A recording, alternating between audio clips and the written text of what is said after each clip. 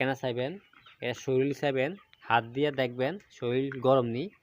যদি দেখেন অতিরিক্ত শরীর গরম, একবারে প্রচুর অতিরিক্ত শরীর গরম, তাহলে বুঝতে হবে কি, যারা নতুন খামার দিচ্ছেন তারা কিন্তু একটা জিনিস বুঝেন না যে গরম না, এটা হলো আইপিএস। এটা নতুন রোগ বার হয়েছে আইপিএস। এই আইপিএস থেকে শরীর গরম হিট হয়ে যায়, হিট হয়ে মুরগি স্টক করেই মুরগি মারা যায়। আপনার অনেক খামারে আছেন এই জিনিসটা জানেন, আপনার মনে করেন কি মুরগি গরম স্টক করে, আসলে না ভাই, এটা ভুল ধারণা। এটা আইপিএস, এর আইপিএসের কারণে মুরগি মারা যায়।